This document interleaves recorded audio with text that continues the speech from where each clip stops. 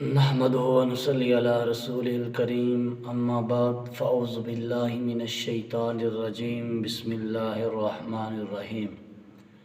گرامی قدر سامعین، آج آپ حضرات کے پاس جس موضوع کو لے کے آئے ہیں وہ طہارت کا عنوان ہے، اور آج اس پر 5 سوال ہوں گے اور 5 سوالوں کے جواب دیے جائیں گے۔ سب سے پہلا سوال یہ ہے کہ اگر جماعت کھڑی ہو اور بندہ وضو کر رہا ہو اور یہ اندیشہ ہو کہ اگر میں کامل وضو کروں تو میری جماعت نکل جائے گی، کیا فرائض وضو پورے کر کے بندہ نماز میں شامل ہو سکتا ہے یا سنن وضو بھی ادا کرنے ضروری ہیں؟ یہ ہے سوال نمبر 1۔ اس کا جواب یہ ہے کہ اگر نماز کے نکل جانے کا خدشہ ہو تو پھر فرائض وضو ادا کرنے ضروری ہیں۔ سنن وضو کو چھوڑ کر فرائض وضو ادا کر کے نماز کو پڑھ لے، اور بہتر یہ ہے کہ وہ سنن وضو مکمل وضو کے اندر جتنی سنتیں ہیں، فرائض ہیں، وہ سارے اعضاء کو پورا کرے اور اس کے بعد نماز پڑھے۔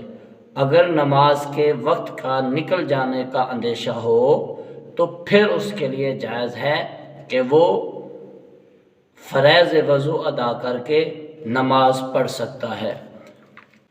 سوال نمبر 2 یہ ہے کہ اگر کسی شخص کے دانت کے اندر کھوڑ تھی، سوراخ تھا، اس نے اس کو بھروا لیا، یا اس نے دانت چانٹی وغیرہ کا دوسرا لگوا لیا، مصنوعی دانت لگوا لیا، تو کیا اب اس کا وضو ہو جائے گا ان کے ساتھ یا نہیں ہوگا؟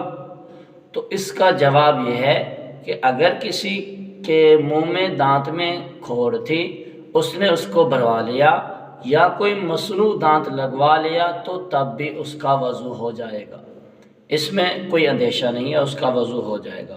یہ آج کے 2 سوال تھے۔ سوال نمبر 3 کہ اگر ہونٹوں پر لپسٹک لگی ہو تو کیا اس سے وضو ہو جاتا ہے یا نہیں؟ دوسرا یہ ہے کہ زینت للزوج کے لیے لپسٹک لگانا کیسے ہے؟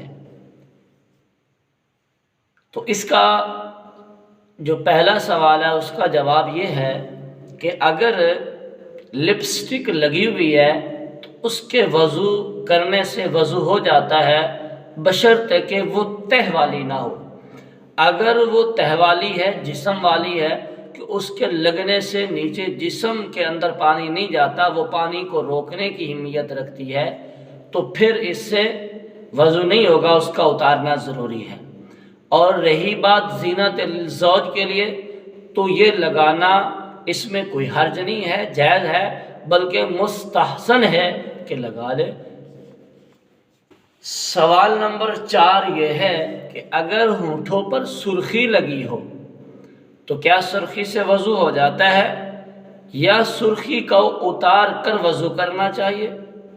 تو میرے بھائی، سرخی بھی ویسے ہی ہے کہ اگر سرخی ایسی ہے کہ جس کی جلد ہے کہ وہ ایک جسم رکھتی ہے، جلد والی ہے، کہ اس کے لگانے سے ہونٹوں پر جلد بن جاتی ہے کہ پانی نیچے جسم کے اندر نہیں پہنچ سکتا، پانی کو روکنے کے اندر اس کی طاقت ہے، جلد والی ہے، تو پھر اس کا اتارنا ضروری ہے۔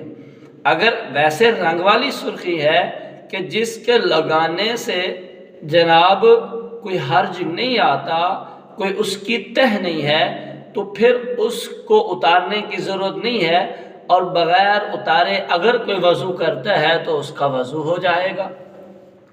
یہ سوال ہو گئے 4۔ سوال نمبر 5 یہ ہے کہ اگر کوئی شخص